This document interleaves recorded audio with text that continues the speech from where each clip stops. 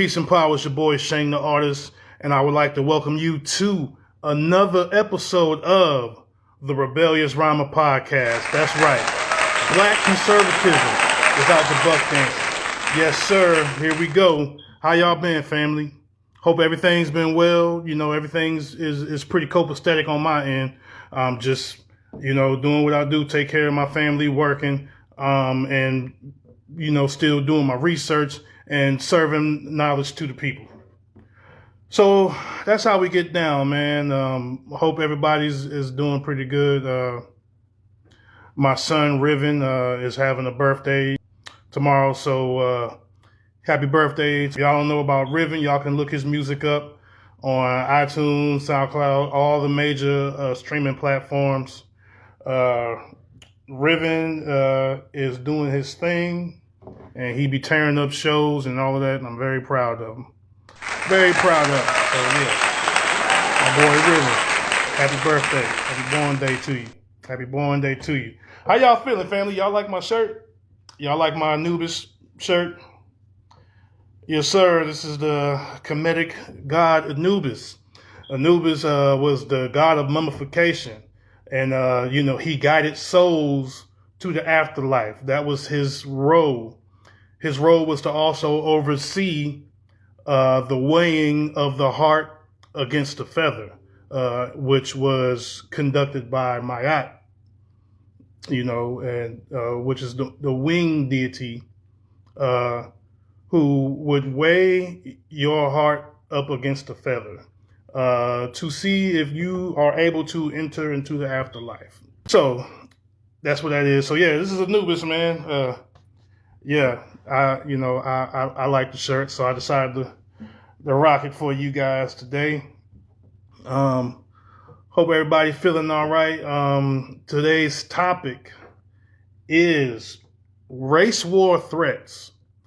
I don't know if y'all have been paying attention, but I've been scrolling through TikTok and Instagram, and I come across a lot of posts, mostly white people talking about race wars and, oh, you guys don't want a race war. Oh man, you got them boys off in the woods and they're training and they got these secret camps and they shooting guns and ARs and AK-47s and they are training and doing martial arts, and you guys don't want it. You don't want no race war. And it's like, you don't never hear black people talking about threatening a race war. Now, you would hear us talking about defending ourselves against a race war, but you don't never hear us threatening a race war on YT people. You just don't hear. We don't do it. We just don't do it. Because it's not. This is not in our nature. It's in our nature to defend ourselves from a race war, from an ongoing race war. And as a matter of fact, there is no threat of a race war because the race war is already here. Black people in America have been going through this race war for well over 400 years, and it's documented. You know what I'm saying? It is documented. Examples like chattel slavery, for one. Just taking another human being and forcing him to do free labor for you with no pay is an act of war on its own. You understand what I'm saying? That is an act of war on its own. You force people to work for you and to build this country. That's an act of war on its own. And let's not forget what came with chattel slavery. What came with chattel slavery? You were considered 3/4 of a man. You were property. You were branded like cattle. Pregnant women, sometimes had babies cut and stumped out of their wombs and stumped to death. You had babies being fed to crocodiles as crocodile bait. You have people separating the families, shipping people's family members to different plantations and stuff, separating of the black family. You had, during the Arab slave trade, you had things like double castration, where they did not want a black man to have his genitals around their women. So they would castrate the black men. They would castrate the slaves. Was our good brother George Washington Carver? He was a double castrated, and that's why his voice pitch was so high, because he was castrated.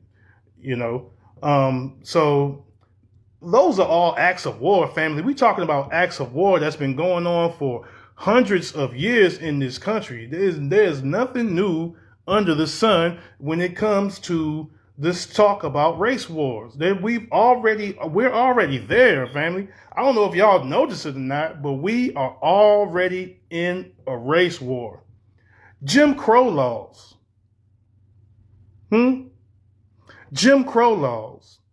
Those laws was an act of war because they were directed towards the black community in the United States of America.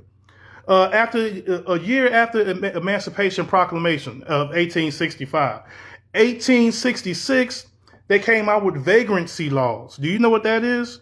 Vagrancy laws basically made it illegal for you as a former slave to be homeless. It made it illegal for you to be unemployed. Okay? So if you get caught wandering around with no place to go, you're homeless, you don't have any money, you don't have a job, you're fresh off the plantations, they made that illegal. So, you don't got no job? Well, that's you breaking the vagrancy laws. We're going to have to lock you up and force you back into damn near free labor. That's what the vagrancy laws did. Oh, you don't have a home? Oh, that's okay. We got a home for you. We're going to go ahead and mass incarcerate you and lock you up because you're being homeless is illegal because of the 1866 vagrancy laws. That is an act of war. So don't come at me talking about some, there's going to be a race war. You blacks better be ready. What have YT people done to us that has not already been done? Okay? The war is already on, family. The war is already on. Discrimination laws, redlining, the burning of our prosperous towns, Rosewood, Black Wall Street, Seneca Village, Wimbledon. These prosperous towns were burnt down, and the people of the town was murdered, lynched, set on fire. Their items and their homes were robbed and looted. You talk about crime. These are some of the worst crimes and the worst atrocities in human history. That is an act of war. The war is already on, family. The war is already on. I don't understand why people do not see that the war is already on. Okay? You're supposed to be defending yourself at all costs from this war. And we're going to go over some ways that we can do that today. All right? But listening to these vague threats of race war, I'm going to be totally honest with you. It really doesn't have any effect on black people. It doesn't scare us at all. It might scare some of the coons, but for the most part, it doesn't scare us. The use of buffer classes, the use of non-black American people, and even some black American people who lost their way. The use of buffer classes to expound the message upon us from the YT community. They play the middle. They'll stay in the middle, and they'll amplify the YT community's message. They'll amplify the message of white supremacy to black people. And since some of these people have melanin, the YT community would tend to think that we are listening to one of our own denigrate us, so therefore we should believe them because they're one of our own, right? But that never works. We talking about people, I'm gonna name them by names too. We talking about people like Myron Gaines, whatever the fuck his name is, that funky ass African from Sudan. We're talking about people like Hodge twins, these type of cats, man. They act as a white supremacy message amplifier. They amplify the message of white supremacy. And that's just what it is. We understand what it is. We understand the powers that be and how they operate, because they pretty much have not changed their method of attack they've never changed it. They never changed it. Are any of you guys familiar with the term RAOA? RAOA is an acronym for racial holy war. That's how you get the spelling RAOA. R-A, racial, H-O, holy, W-A, war, RAHOA. Okay, so the RAHOA, basically, like I said, is an acronym. It's a term created by the creativity movement. And you can Google this stuff yourself, family. You can look this up. The creativity movement is basically a YT religious group. It was created by and bankrolled by a man named Ben Klassen. And Ben Klassen is a former Florida state legislator, and he's the leader of the World Church of the Creator. And he established that church in 1973. So the RAOA, or this YT religious group, headed by this man, Ben Klassen, these people, they were one of the main proponents into pushing this race war message. And that's where the term RAOA comes from. But they were the main ones pushing this message of white supremacy and degradation. So that's RAOA. You can look them up. They're on Google. They put their message out there. They don't sugarcoat anything. They will pretend like they're like a Christian organization, but let's just be real.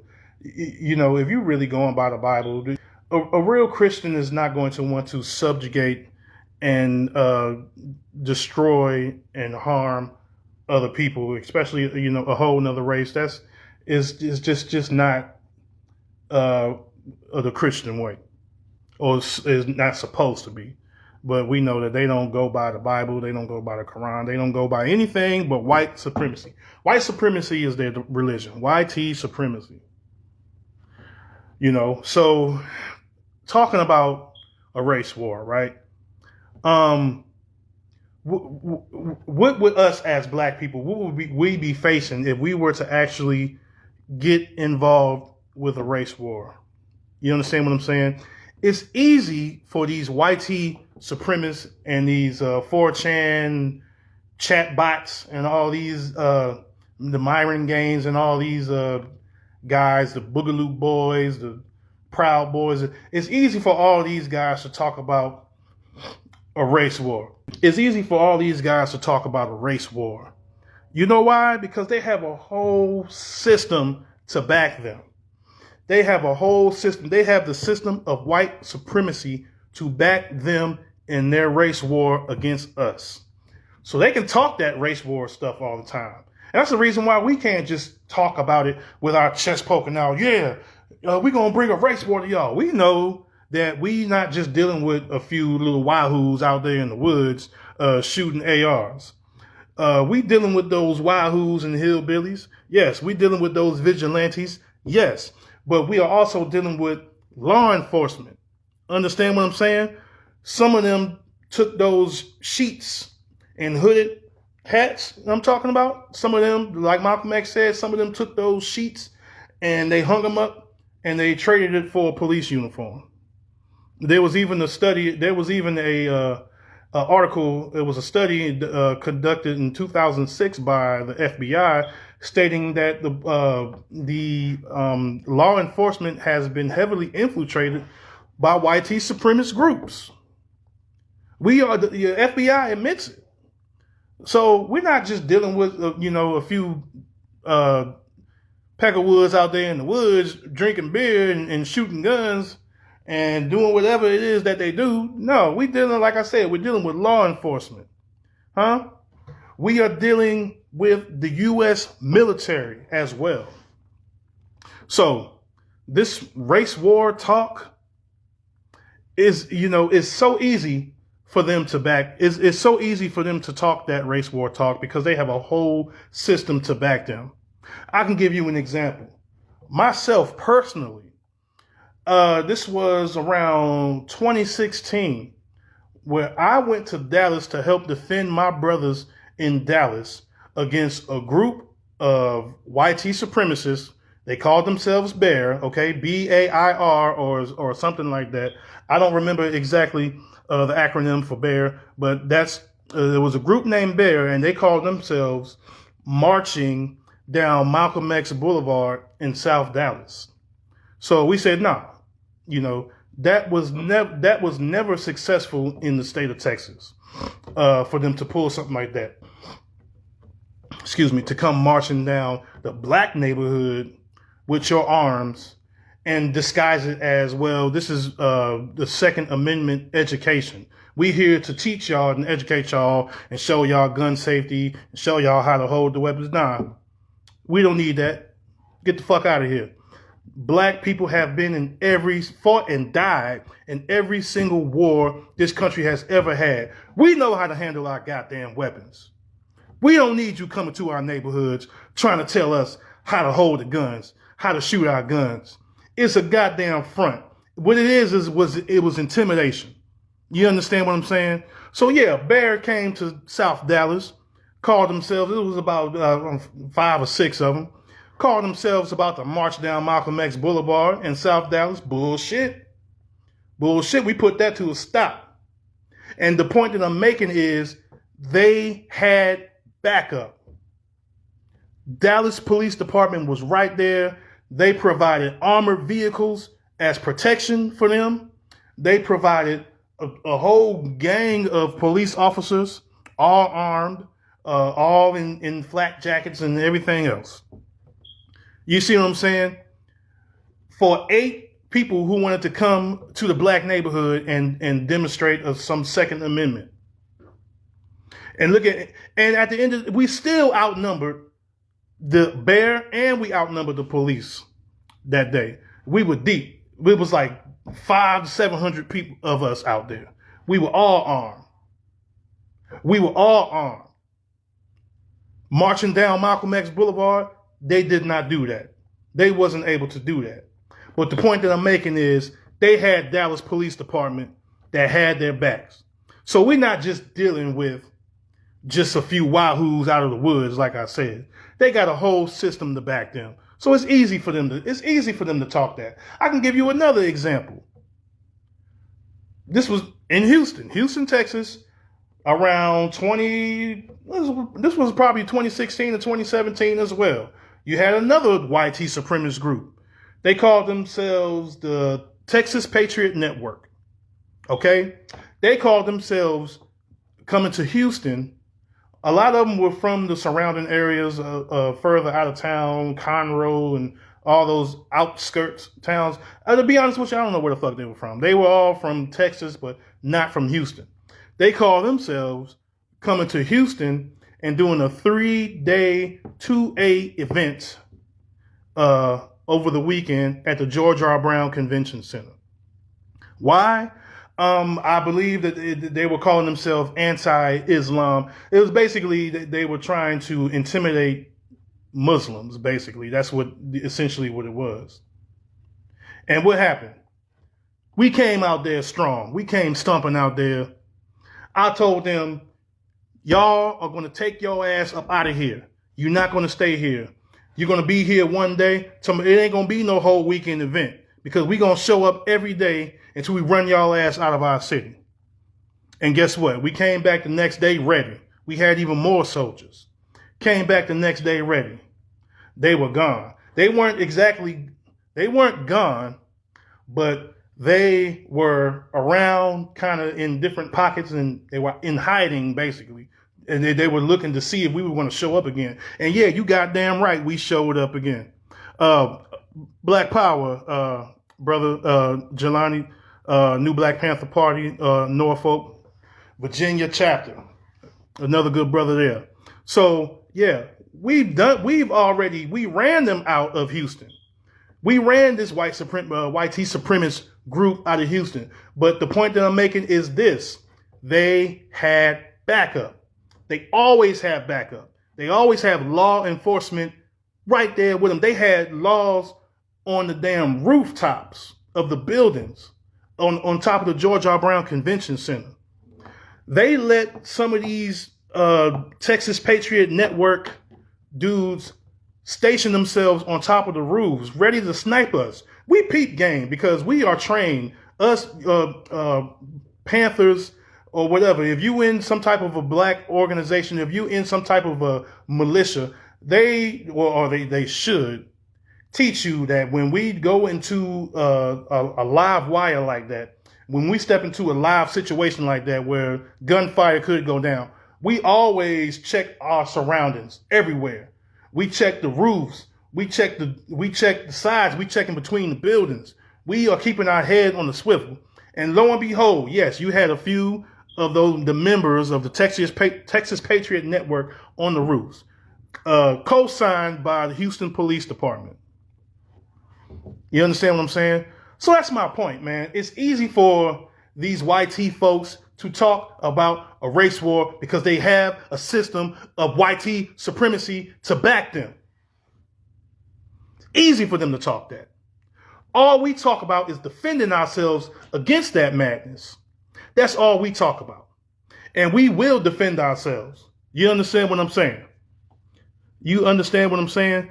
That's just some examples. And I've been on a battlefield plenty of times. I done been face to face, nose to nose with these YT supremacists and their guns and all their rhetoric and their bullshit and them trying to intimidate the black community.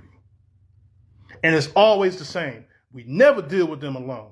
We never deal with them alone. They always got backup. They always got law enforcement. They always got military.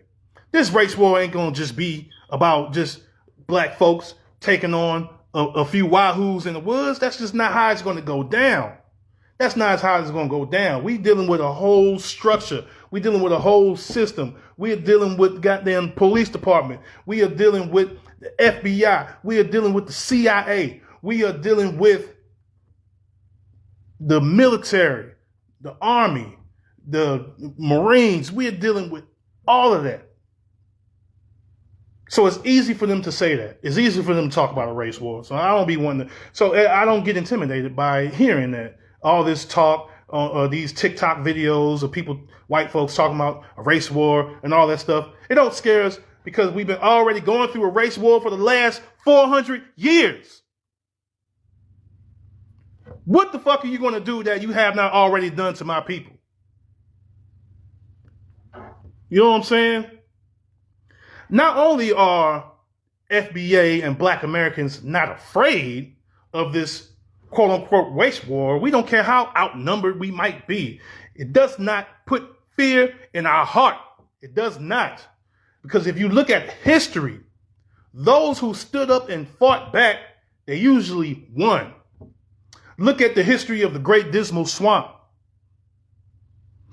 Look at the history of the Black Seminoles.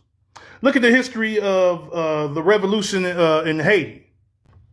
People who stood up and fought and know that we have nothing else to live for. All we have is our dignity and our pride and maybe a few possessions that we have. And you want to try to rule over us and brutalize us and enslave us and all that stuff? No, those of us who stood up and fought back, we won. We won. Black folks are the most resilient people in this country. We've dealt with every single atrocity that YT supremacy threw at us. And we dealt with it. And we still dealing with it. And not only did we survive it, but we came out stronger. And we even more stronger now. So don't let them come out and fool you and talk about Sexy Red and P. Diddy freak offs and all that shit. Don't let them distract you with that bullshit. It's brothers out here training hard every day. Every day. Nobody is afraid of this race war, but we know what we're dealing with. We cannot be fools out here to think that we're only going to just deal with a few people. And we know that we're dealing with a whole structure. When we know that we're dealing with a whole structure. You understand what I'm saying? So, yeah. So a race war with YT supremacy is equivalent to a race war with every single department that they have, including including military and law enforcement, FBI, CIA, everything else, everything else. But there is no fear. There is no fear there. We will defend ourselves if need be. We would defend our family. We would defend our land. You know. So like I said, I promised that we were going to talk about some survival tactics. And so let's go ahead and do that. All right. Because one thing that Black people need to start taking seriously is the practice of self-preservation. You understand what I'm saying? The practice of self-preservation. It's important. Don't second guess it. Take it seriously.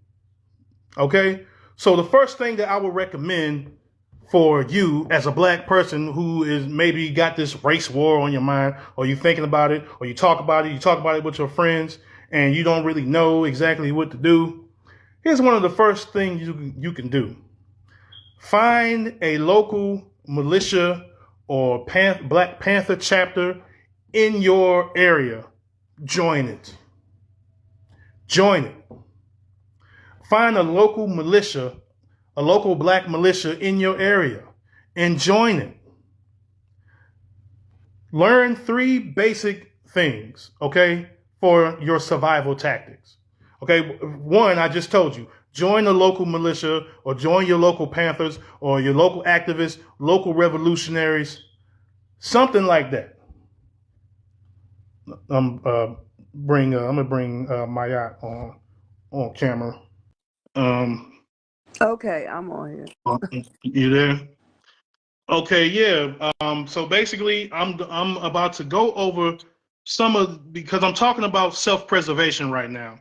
When it comes to this talk about the race war, we already went over some of the people who's pushing this rhetoric. You have YT supremacist religious groups like the Creativity Movement, which is a religious Christian group, and they push a term called Rahowa. And Rahowa basically means race. It basically means racial holy war. Rahowa, racial holy war. So these people are pushing the race war. So amongst all of them are pushing the race war. A lot of them are. Okay, but my thing is to counter that.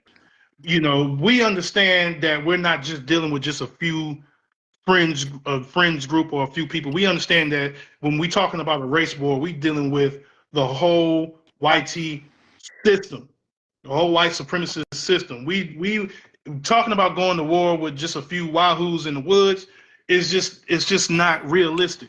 It's just not realistic. We're going to war with the YT supremacists and the wahoos in the woods. We're going to war with the CIA. We're going to war with the FBI. We're going to war with the police department. We're going to war with the U.S. military. That's what. It's easy for them to talk this race war shit because they have a system of white supremacy to back them. I said this before, and before I get on to the survival tactics that we can use. I don't know if you wanted to add something. This is my wife, Maya Aztec, and she is knee deep in this movement as well. So I don't know if you wanted to add something. No, I'm going off topic for a minute. I just want to put a public service announcement to all the ladies out there. You know, if y'all walking to the bus stops or walking to the corner stores, especially over here in Harlem Clark off of West Orm, be on the lookout because I almost got kidnapped a couple weeks ago.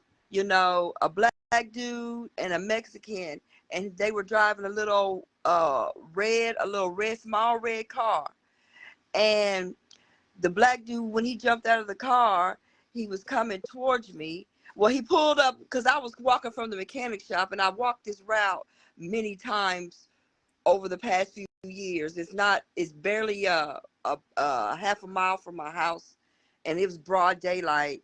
A dude passed me by, asked me I wanted some weed, and I just kept walking. And he pulled on to the next corner and jumped out of his car and started coming at me. Some little red car. He ain't give me no Texas vibe. He gave me a vibe as if he was from California. You know, I'm gonna tell you what he looked like. You remember Minister Society? That dude Mm-hmm. that they jumped, the bald headed dude, and he came back to do it, did a drive by on the end. What was his name? The bald dude. That was Junior. Yeah, Junior. Well, he was Junior. He was Junior on Yeah, on the strip club movie. What's that, Players Club? yeah. So yeah, him. He looked just like him, right? He And looked like so Junior. yeah, as he jumped out of a little But bitty red car and he started coming towards me. And then the white van with the Mexican tried to pull up, and that's when I pulled the pistol out of my bag. And when I pulled my pistol out, he took off running back into his car. And then I stopped as the white van was pulling up. I stopped and darted across the street over to the Puerto Rican's house and called my husband to come and get me. That's all I really want to say. Now you get back to your race war, but y'all and be I came mindful. out there and I came down there marching down the street looking for my wife with my favorite tool. I call her Harriet. It's a big ass black 12 gauge shotgun. You know, and you She's my favorite. I came down there with Harriet that's Slugman. right. That's her name. And me and Harriet Slugman was looking for that smoke. and We was looking and my husband for that came smoke. and he escorted me on home. You know, I guess I sometimes I do get a little comfortable because I know my neighborhood and I know this area, and I do tend to take walks sometimes. And I got a little, just be mindful because I've been having a lot of stalkers. I've been getting death threats. So just everybody just be on the lookout, and make sure that you have your weapons. And the thing about me, I almost got caught slipping because I almost left my weapon in my car. Had my mechanic said you might need this, I wouldn't have brought my weapon with me. So, that's why it's important to get trained up, to get trained to be able to defend yourself. I mean, I know my husband trains me so that I can defend myself physically, but I can't sit here and say all the boxing and all the martial arts he may teach me, I still cannot overpower a man. I don't, and I'm definitely not going to be able to overpower two men when I'm out there by myself. So it's very important that y'all ladies get y'all a little weapon to put in y'all purse. You understand? For See protection that click wise. clack. Ladies, get you that click clack. Better get you some click clack, the Kit Kats. Okay. Them things. Get you them things. All right. Well, we appreciate Okay. we appreciate you stopping Okay. by there. I'm going back to And I will sleep. talk to and I would okay, I'll talk to you later. Okay. Peace and love. Say bye, Daddy. I'll see you later. All right, that's my baby girl. I can feel her spirit through the phone. Okay. All right, baby. Hey, you go ahead. Oh, here we go. There we go. All right. There you go. All right. Peace and Peace love. and love. All right, yeah, that was my wife, Maya, I said. But anyways, we are getting back to the survival tactics. And like I said, first thing is first, join a local militia in your neighborhood, in your area. If join the local militia, join the local Panther group. Anybody who are not anybody, but any black people who are down with the movement, who are willing to understand the dangers of white supremacy and this race war that they keep talking about, get with some people who are going to be able to help train you, okay? And some of the training that you should do. First thing is first, physical training, family. Physical. You might have to get physical. You might have to use hand-to-hand combat. You should be in shape and ready at all times. You should always stay on a war footing. When you go outside, look around, look up on the roofs, look on the rooftops, look in between the crevices and cracks and corners, and Look everywhere. Always pay attention to your surroundings. Okay? Train physically. Push-ups, sit-ups, lift weights, aerobics for the ladies, something, squats. Train your body physically and to be ready. Just in case somebody tries to put their hands on you physically, you will be at least strong enough to defend yourself. And if you're a lady, you know, if you sometimes you might be strong enough to defend yourself against a man, especially a sister against a. I've seen plenty of sisters knock YT dudes out. So I know sisters can handle themselves with some of these YT dudes. But get ready, get your training together, train. Also, train in martial arts, train in some type of Mantu arts, boxing, MMA. My group, the Black Rebel Brigade, we are the #1 hand-to-hand combat training group militia in Houston, Texas, in the movement. You know, and that, you know, that's my opinion, but a lot of people agree with that opinion. We train in martial arts. We train in MMA, hand-to-hand combat. So get yourself some training. If it's not from me, or if it's not from a member of the Black Rebel Brigade in wherever city you're in, join a local militia or a local Panther group somewhere. Get you some training. We cannot be out there out of shape, family. We cannot be out there out of shape if they are really talking about a race war and you can't run a mile. You can't run a half a mile. You know, you can barely even move. Um, that's just not. We have to train for survival, family. This is self-preservation that we're talking about here. So get yourself some physical training. Train in some type of martial arts, boxing, MMA, kickboxing, uh, jujitsu. My specialty is boxing, wrestling, jujitsu. You know, that's just my background is wrestling. So I love wrestling. I will slam a motherfucker on his head if I get the opportunity to do so. So learn wrestling, learn MMA. MMA is the best. Learn how to throw them hands. Throw them hands. Okay. So that's the physical training. Another thing that you should train to do is survival training and excuse me, survival tactics. Okay. Now we're talking about going out in the woods. Hmm? Now we're talking about setting up tents. Now we're talking about where you can find your water. Now we're talking about what berries are edible, what's poisonous, what leaves are poisonous that not to touch, what you can eat, what you cannot eat. Learn how to survive in those woods. Just in case you have to go out there in the woods. You got to go out there. You might have to go out there one day. You might be on the run from something. Who knows? But you need to be able to survive if you are not having a regular shelter over your head. You need to know how to survive in the woods. Okay. And one thing that we all should have is a bug out bag. Okay. The bug out bag is very essential to our survival. The bug out bag is essential. I'm almost done. The bug out bag is essential to our survival. Okay. And when you get your bug out bag, you treat your bug out bag.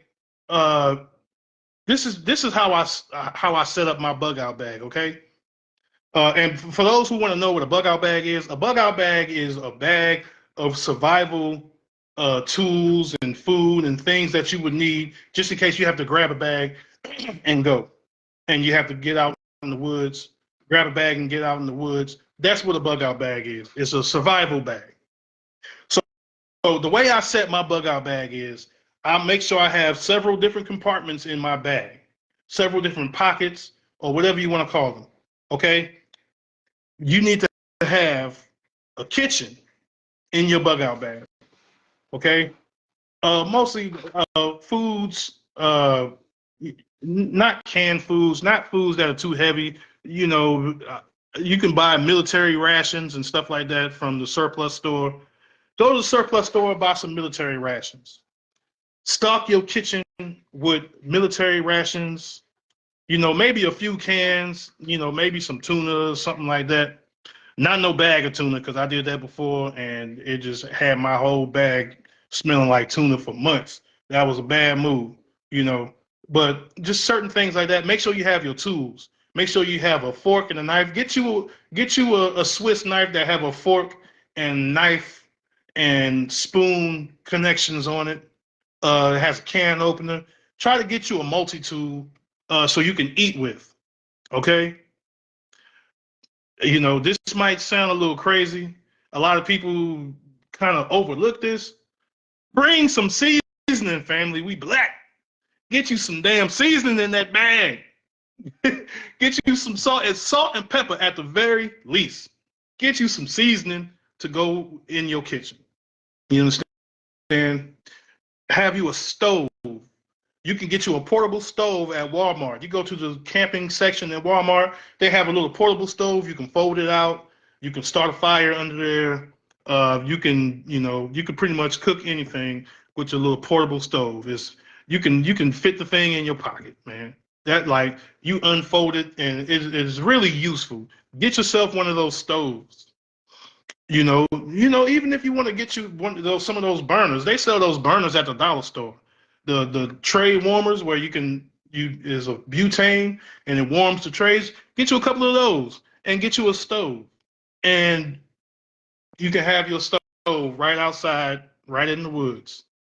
Okay? So that covers the kitchen. This is when we're talking about how to set up your bug out bag. You have your kitchen, okay? And then you have your garage, all right? In your garage, you're going to have your tools that you need to do things like build camp. You want to have like a little hatchet, a knife, certain things, fishing hooks, whatever tools that you're going to need to survive, you need to have those tools in the garage section of your bug out bag. Okay, have certain. I have like a radio that is not electronic. It doesn't take batteries. You wind it up.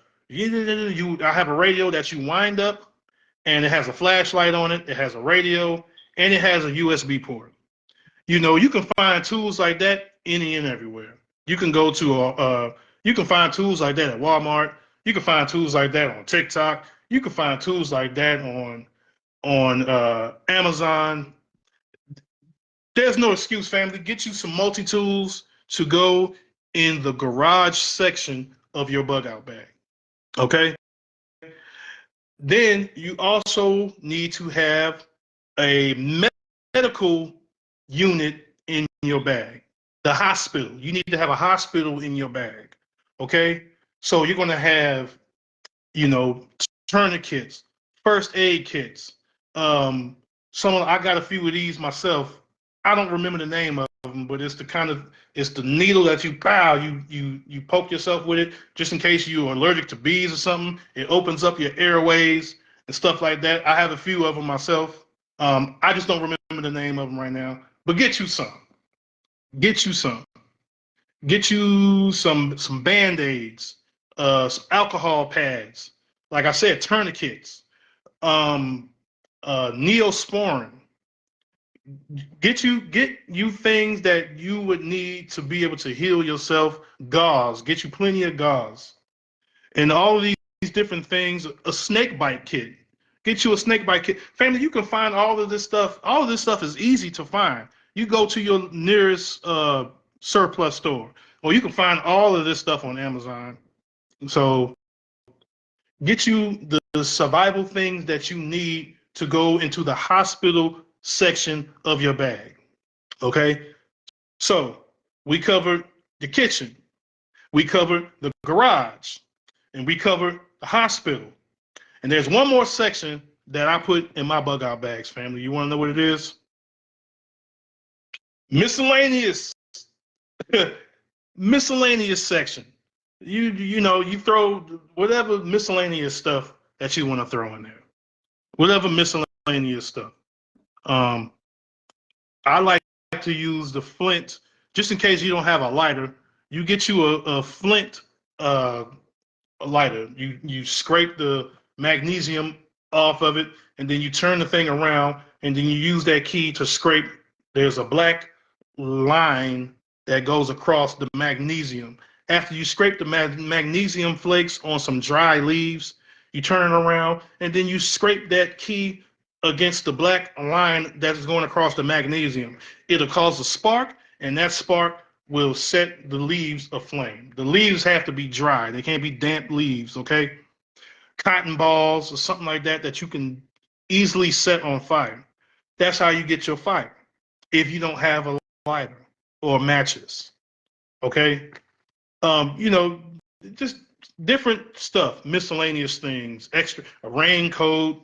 You can get you a raincoat at Walmart. It folds up, it fits in a little pack. Slide it right there in your miscellaneous section. Um, Anything you can think of, family, that you would need to survive out there in the woods, throw it in your miscellaneous section. Okay, so that's the survival. That covers the survival aspect of this lesson, and talking about the bug out bag. Bug out bags are very important, family. That's why I spent so much time talking about it. And last but not least, get yourself some adequate, safe firearms instructions. Get you some firearms too. And don't forget the bullets. Goddamn, a lot of people go out there and buy a whole gang of guns, and they got like 3 bullets. Get your ammo. Get your ammo. Buy you a box of ammo every paycheck. Uh, Stock up on your ammo. Um, get some adequate training. I would prefer people to get training from a licensed firearms instructor, and then get your license to carry. Even though in the state of Texas, we it's no longer necessary for us to have a license to carry. Uh, but get your license to carry. Get you a firearm and get you some firearms training. I say start off with a pistol. And if you don't have a lot of experience with pistols, my suggestion to you, and some people may disagree, or some people can add their own thoughts if they want, but my suggestion to a new gun owner is to get a revolver.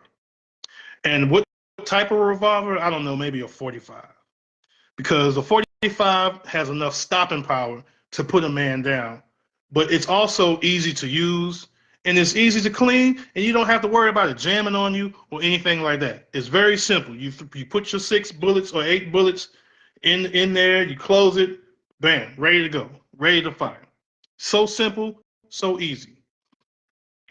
So that's my recommendation as far as a pistol for beginners. I recommend your first pistol to be a revolver, you know. But if you have somebody who can train you adequately on the use of firearms, then I would say go ahead and get you an automatic pistol there, you know. But like I said, my very first pistol was a revolver, and to be honest with you, I love them. I can't wait to collect them, more. So, but yeah, that's what I do. Get you some adequate gun safety and gun training. The gun safety and the gun training goes hand in hand. You don't need to get gun training without gun safety. All of it comes together anyway. But you should learn about your different stances. One of the videos that I saw of these race war or YT folks talking about something, y'all don't even know how to hold your guns right. All you do is y'all shooting your gun sideways, and you got plenty of guns, but you're not gonna hit nobody. They use every single stereotype. Like, I'm like, these motherfuckers have seen too many episodes of Menace to Society. Excuse me. Yeah, they done seen too much Menace to Society, family. talking about we going to come to war shooting our guns sideways and all this bullshit. The majority of us is not going to be doing that. The majority of us know about Weaver stance, the isosceles stance, thumb over thumb. Um, we train, black folks train, and if you don't, get you some training. Like I said, join your local militia in your neighborhood, and your leader needs to know how to shoot. He needs to know martial arts. He needs to know how to train you in these things, or he should. Or he should have access to somebody who can train you in gun safety. You know, so get you some gun training, some firearms training. And let me give you my breakdown of the 3 guns that everybody should have. Okay, you need your pistol. That's your everyday carry. You understand what I'm saying? You need your shotgun. To me, a shotgun is good for home defense with some bird shot or maybe some buckshot. That's good for home defense. Slugs, don't use those for home defense. Do not do that. Slugs in home defense is a no-no. Okay? Get you some slugs, you know, if you want to carry, but have you some slugs on deck. But as far as home defense, you want to use birdshot or buckshot. Okay? But to me, a shotgun is the best home defense weapon. Unless you got 15 motherfuckers trying to kick down your door, that's when you want to go ahead and grab the AR. Okay? With your 40-round clip or 30-round clip magazine, your 40-round magazine, your 100-round drum, your 80-round drum, wherever you got. If you got a whole mess of people trying to come into your house, that's when the shotgun ain't gonna cut it. The shotgun ain't gonna cut it. Okay, so everybody needs to have a pistol. Everybody needs to have a shotgun. Everybody needs to have some type of 308. Okay, everybody needs to have some type of 308. A 308 is a round, but these rounds are made to take out. It's basically made for food. Okay, you hunt with a 308. You hit things from long range with a 308. Okay, most people use 308s for gathering their food. So everybody should have pistols or a pistol. Everybody should have a shotgun. Everybody should have a quote unquote assault rifle like an AR-15, AK-47, M16, something like that. Assault rifle. And everybody should have a 308 or some type of hunting rifle. Those are the 4 main guns that you should have. So we're gonna go over them one more time. Pistol, okay? Shotgun, all right? Some type of assault rifle, your AKs, your ARs. And last but not least, your 308. That's how you're gonna get your food. And that's how you're gonna survive out there in the woods with your 308, hunting you some food. Go get you a deer. Go get you a boar. I don't eat swine, but a lot of people do. Go get you a boar. Go get you a deer. Something like that. That's what your 308 is for. All right, family? So I am going to go ahead and end this live. But yeah, as far as this race war, it puts no fear into us, none whatsoever. We're already in the race war. We already dealing with a race war. We are already fighting white supremacists. We're already fighting the U.S. government. We're already fighting the military. We're already fighting the police. These are all branches of the government, but still, these are all the entities that we are fighting every single day. We're already in a goddamn race war. Okay? So don't let them pump you up and get scared, or they're gonna come after us in the streets. I'm gonna be honest with you, that'd be the worst thing for them to do, is to just straight out come out in the streets with their arms and try to start shooting black people down. That'd be the worst mistake that they've ever made. That'd be the worst mistake. They need a system of white supremacy in order to bring the heat to us. They need it. They need that backup from the law enforcement. like the story I told you about Dallas earlier when we ran bear out of Dallas. I believe my brother Eric Randall was there. They are going to have backup. They're going to have and these law enforcement, like I said earlier, they're going to provide them with armored vehicles, goddamn Brinks trucks, big metal vehicles with big tires that they can run behind. Law enforcement, the city provided them with that. These Klansmen that tried to go marching down Malcolm X Boulevard, the city provided them with that. Hey, look at my little baby. Look at my little baby girl. Hold on, y'all. Oh, baby girl.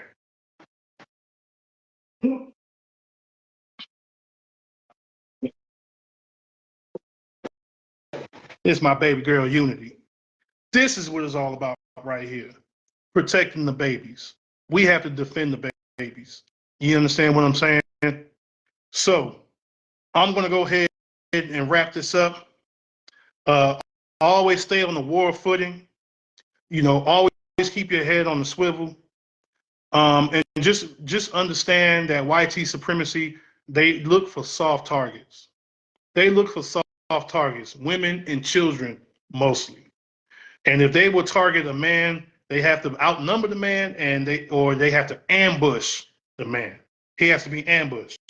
But a straight up, face to face, nose to nose, gun to gun, they will not win. They won't win. They won't win. They're going to have to go and get the military and the police department and every Tom, Dick, and Harry that they can find. You understand what I'm saying?